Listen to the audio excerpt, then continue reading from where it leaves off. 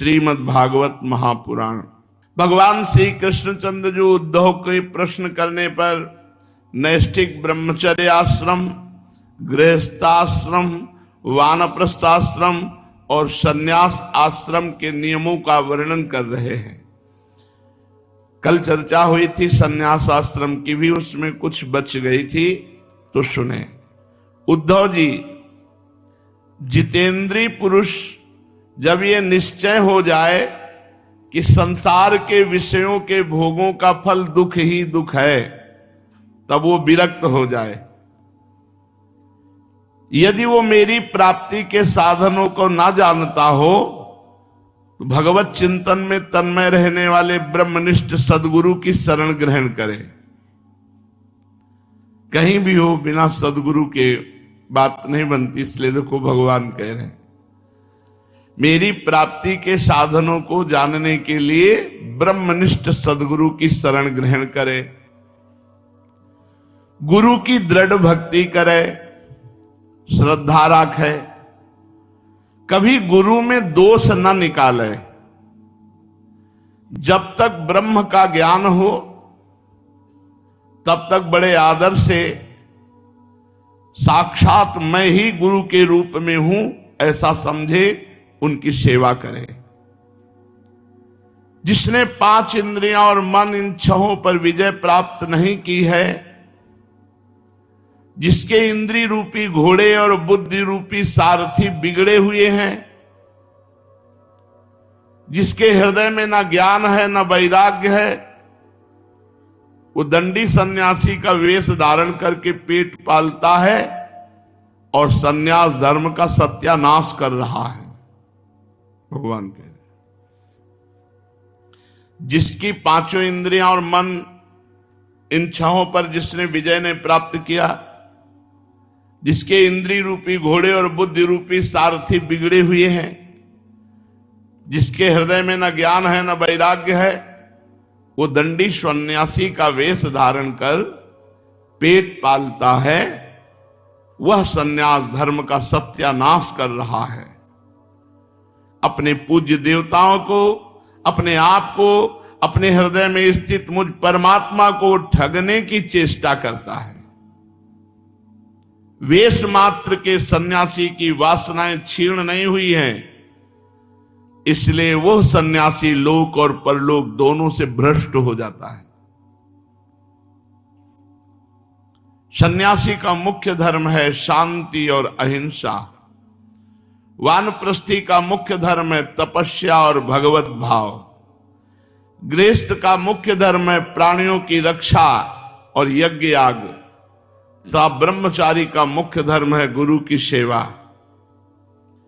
गृहस्थ भी केवल ऋतुकाल में ही अपनी पत्नी का सहवास करे। गृहस्थ में स्त्री संभोग के लिए भगवान आदेश करते हैं। जब मासिक धर्म होता है उसके बाद जब पवित्रता हो जाए तब 1 बार महीने में, और शेष समय ब्रह्मचर्य से रहे। महीने में 1 बार के लिए आदेश है। ये पशुवत आचरण सर्वनाश कर देता है। गृहस्थ को चाहिए कि शेष समय में ब्रह्मचर्य व्रत को धारण करे। तपस्या, शौच, संतोष, समस्त प्राणियों के प्रति प्रेम भाव, ये मुख्य धर्म है। मेरा चिंतन, मेरा नाम जप, मेरी उपासना तो ब्रह्मचारी, गृहस्थ, वानप्रस्थ, सन्यासी सबको करनी चाहिए। जो पुरुष इस प्रकार अनन्य भाव से अपने वर्णाश्रम धर्म के द्वारा मेरी सेवा में लगा रहता है और समस्त प्राणियों में मेरी भावना करता रहता है, उसे मेरी अविचल भक्ति प्राप्त हो जाती है। उद्धव जी, मैं संपूर्ण लोकों का एकमात्र स्वामी, सबकी उत्पत्ति और प्रलय का परम कारण ब्रह्म हूं। नित्य निरंतर बढ़ने वाली अखंड भक्ति के द्वारा वो मुझे प्राप्त कर लेता है। इस प्रकार जो गृहस्थ अपने धर्म का पालन करता है तो उसका अंतःकरण शुद्ध हो जाता है और उसे भगवान के स्वरूप का ज्ञान हो जाता है। और ज्ञान विज्ञान से संपन्न होकर वो भगवान को प्राप्त कर लेता है। उद्धव, मैंने तुम्हें ये सदाचार रूप वर्णाश्रमियों का धर्म बतलाया है। यदि इस धर्मानुष्ठान में मेरी भक्ति का पुट लग जाए तब तो इससे अनायास ही परम कल्याण स्वरूप मोक्ष की प्राप्ति हो जाए। साधु स्वभाव उद्धव, तुमने मुझसे जो प्रश्न किया था उसका उत्तर मैंने दे दिया। यह बतला दिया कि अपने धर्म का पालन करने वाला भक्त मुझ परब्रह्म परमात्मा को किस प्रकार प्राप्त होता है। भगवान श्री कृष्ण जी कहते हैं, उद्धव, जिसने उपनिषद आदि शास्त्र मनन और निधिध्यासन के द्वारा आत्म साक्षात्कार कर लिया है, जो श्रोत्रिय एवं ब्रह्मनिष्ठ है, जिसका निश्चय केवल युक्तियों और अनुमानों पर ही निर्भर नहीं करता, दूसरे शब्दों में जो केवल परोक्ष ज्ञानी नहीं है, वह यह जानकर कि संपूर्ण द्वैत प्रपंच और इसकी निवृत्ति का साधन वृत्ति ज्ञान माया मात्र है, उन्हें मुझ में लीन कर दे और वे दोनों ही मुझ आत्मा में अध्यस्त हैं, ऐसा जान ले। ज्ञानी पुरुष का अभीष्ट पदार्थ मैं हूं, उसके साधन साध्य स्वर्ग अपवर्ग मैं हूं। मेरे अतिरिक्त वो किसी भी पदार्थ से प्रेम नहीं करता। वही ज्ञानी है जो भगवान के सिवा किसी से प्रेम नहीं करता। जो ज्ञान और विज्ञान से संपन्न सिद्ध पुरुष हैं, वे ही मेरे वास्तविक स्वरूप को जानते हैं, इसलिए ज्ञानी पुरुष मुझे सबसे प्रिय है।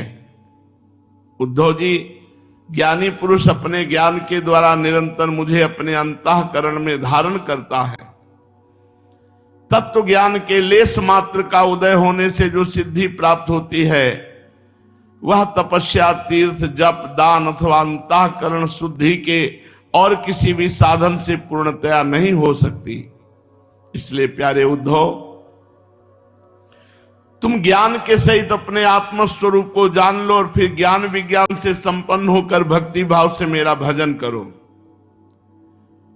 बड़े बड़े ऋषि मुनियों ने ज्ञान विज्ञान रूप यज्ञ के द्वारा अपने अंतःकरण में मुझ सब यज्ञों के अधिपति आत्मा का यजन करके परम सिद्धि प्राप्त की है। उद्धव, आध्यात्मिक, आदिदैविक और आदि भौतिक इन तीन विकारों की समष्टि ही शरीर है और वो सर्वथा तुम नहीं हो, तुम्हारे आश्रित है शरीर। ये शरीर पहले नहीं था, बाद में नहीं रहेगा, केवल बीच में दिख रहा है, इसलिए इसे जादू के खेल के समान माया समझना चाहिए। इसका जन्मना, रहना, बढ़ना, बदलना, घटना, नष्ट हो जाना, ये 6 भाव विकार हैं। शरीर बढ़ता है, पहले जन्म होता है, फिर बढ़ता है, बदलता है, घटता है, रहता है, नष्ट हो जाता है। ये शरीर तुम नहीं हो, ये शरीर के भाव विकार हैं, इससे तुम्हारा कोई संबंध नहीं है। ये नहीं, ये विकार उसी शरीर के हैं, तुम्हारे नहीं हैं। तुम साक्षी हो। भाई, इतना जान जाए, अंदर से अनुभव हो जाए तो कोई भी विकार उसे परास्त नहीं कर सकता, क्योंकि ये विकार असत हैं, तुम सत हो। असत वस्तु तो पहले नहीं थी, बाद में भी नहीं रहेगी, बीच में केवल अस्तित्व माया के कारण दिखाई देता है। उद्धव जी ने कहा, विश्व रूप परमात्मन, आप ही विश्व के स्वामी हैं। आपका ये वैराग्य और विज्ञान से युक्त सनातन एवं विशुद्ध ज्ञान जिस प्रकार सुदृढ़ हो जाए, उस प्रकार मुझे स्पष्ट करके समझाइए। और प्रभु, अपने भक्ति योग का वर्णन कीजिए, जिसे ब्रह्मादि महापुरुष भी ढूंढा करते हैं। मेरे स्वामी, जो पुरुष इस संसार के विकट मार्ग में तीनों तापों के थपेड़े खा रहा है, भीतर बाहर जल भुन रहा है, उसके लिए आपके अमृत वर्षी युगल चरणार बिंदुओं की छत्र छाया के अतिरिक्त और कोई भी आश्रय नहीं दिखता। हे महानुभाव, आपका ये अपना सेवक अंधेरे कुएं में पड़ा हुआ है, काल रूपी सर्प ने इसे डस रखा है, फिर भी विषयों के क्षुद्र सुख भोगों की तीव्र तृष्णा मिटती नहीं, बढ़ती ही जा रही। आप कृपा करके इसका उद्धार कीजिए और इससे मुक्त करने वाली वाणी की सुधा धारा से इसे सराबोर कर दीजिए। भगवान श्री कृष्ण ने कहा, उद्धव जी, जो प्रश्न तुमने मुझसे किया है यही प्रश्न धर्मराज युधिष्ठिर ने धार्मिक शिरोमणि भीष्म पितामह से किया था। उस समय हम सभी लोग वहां विद्यमान थे जब महाभारत का महायुद्ध समाप्त हो चुका था। धर्मराज युधिष्ठिर अपने स्वजन संबंधियों के संहार से शोक विह्वल हो रहे थे। तब उन्होंने भीष्म पितामह से बहुत से धर्मों का विवरण सुनने के पश्चात मोक्ष के साधनों के संबंध में प्रश्न किया था। उस समय भीष्म पितामह के मुख से सुने हुए मोक्ष धर्म मैं तुम्हें सुनाऊंगा, क्योंकि वे ज्ञान, वैराग्य, विज्ञान, श्रद्धा और भक्ति के भाव से परिपूर्ण हैं।